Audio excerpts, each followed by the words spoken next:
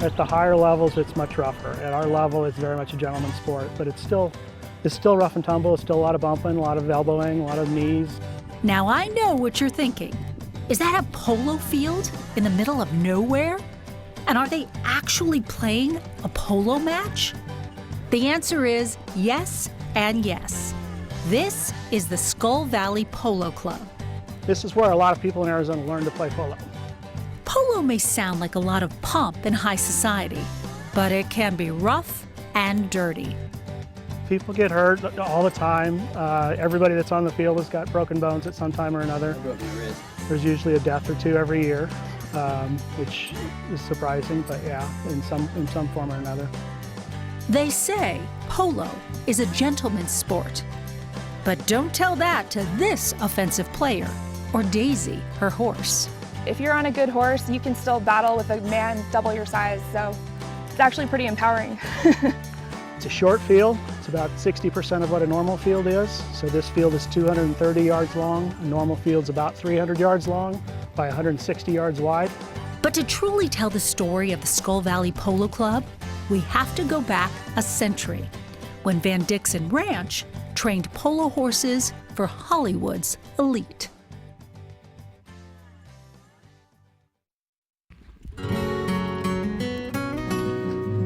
He trained polo ponies, actually, for the LA Polo Club back in the early 1900s. A man by the name of James Van Dixon and his wife Pearl homesteaded this ranch in 1906. Their horses hold double duty, first as ranch horses. Then they would take them down here to the railhead and ship them off from Skull Valley by rail to Los Angeles. That's where they played polo for one of Hollywood's most famous cowboys. Several actors used his ponies. Among them is Will Rogers, I think Spencer Tracy. At the end of the season, they'd be sent back, once again work on the Van Dixon Ranch and train. Fast forward to 1999. That's when Paul and Carolyn Harris bought the 600-acre ranch. We fell in love with it, the country. Well, he drove in here and he looked and he said, "Carolyn, this is the place, get out the checkbook." And all I could see was squalor holler. There was brush all the way to the road, and the house was a shack, but he could see what he could make out of it. And actually, I really respect his vision. So I got out the checkbook. We didn't even know there was polo here before, that there'd been polo here 100 years before.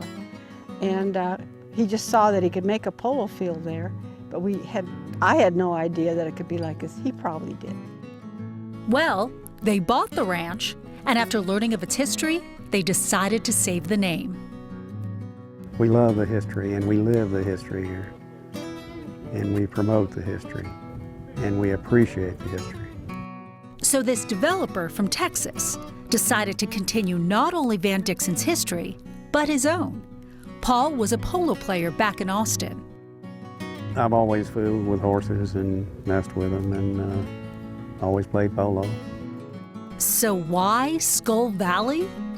I was trying to take her back to Texas, but this is as far as she would go. Skull Valley.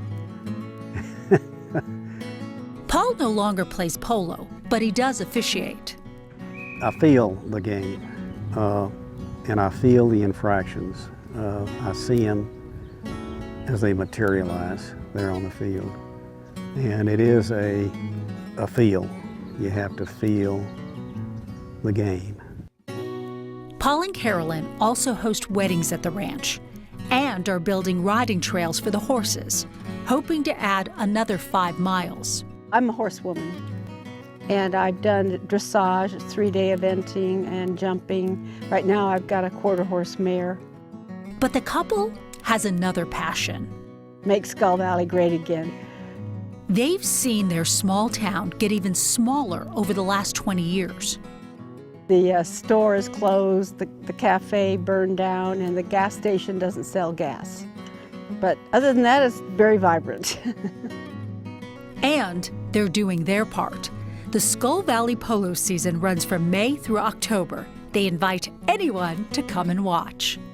We say bring your lunch and your drink and a chair.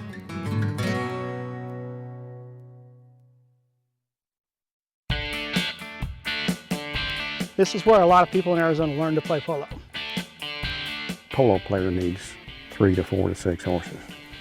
Here you can get by with 2, 3, 4, depending on what kind of polo you're playing, because we just play 4 chukkers, which is 4 periods.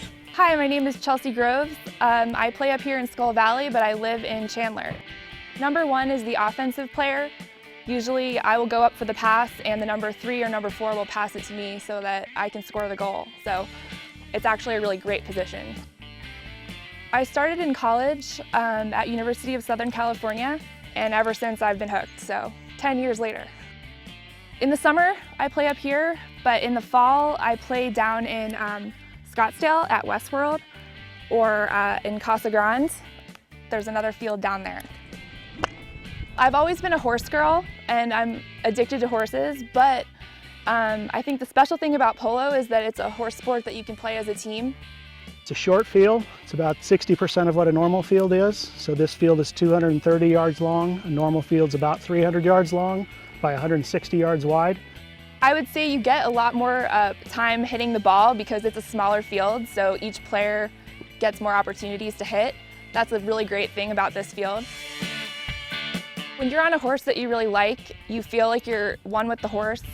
I think your relationship with the horse is really important to your game. I'm David Barnett. I came up from Scottsdale, Arizona. You've got indoor polo, which is arena polo, and grass polo. They use different balls, and if you'll see, the ball that we're using is a hard plastic ball about the size of a baseball. As you learn how to hit it, a good pro can hit it 120, 140 yards probably. Most of us probably hit it 60, 80 yards. Everybody plays polo right-handed. It's in the rule books, you can't play with the left hand. It's primarily because of the way that you pass other horses when the ball is in play. It usually takes people 2, 3, 4 years before they can even start to hit the ball on this side. And you hit the ball on the side of the mallet. So it's not this way, and you can see it's tapered. So it's tapered so it goes down this direction, which is about where you want to hit the ball, which is just in front of the horse's foot. When you first start, everybody just starts hitting the ball walking. As you get better, you start playing full speed, and you can hit the ball as fast as the horse is going. It actually gets easier as you go faster sometimes, because the horse smooths out as you go faster, and it's not quite as bumpy. It involves the team aspect of like soccer, basketball, more traditional sports with horses, so 2 really great things for me.